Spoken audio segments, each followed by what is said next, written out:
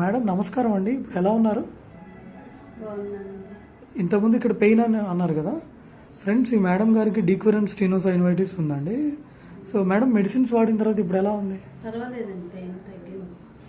So usually చాలామందికి ఒక 5 days 1 week medicines ఇచ్చిన తర్వాత చాలామందికి తగ్గుతుందండి. బట్ కొంతమందికి పెయిన్స్ పర్సిస్టెంట్గా ఉంటాయి, అంటే ట్యాబ్లెట్స్ వాడినా తగ్గవు అనమాట.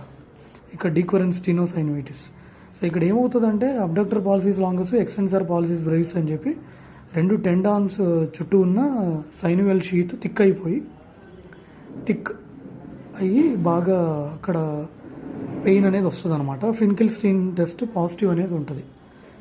సో ఎవరికైతే కన్సిస్టెంట్గా పెయిన్ ఉంటుందో, ఎవరికైతే రొటీన్ యాక్టివిటీస్ చేసుకోవడానికి ఇబ్బందిగా ఉంటుందో, పెయిన్ కిల్లర్స్తో కూడా తగ్గట్లేదో, then we'll advise them de Quervain's release అనమాట.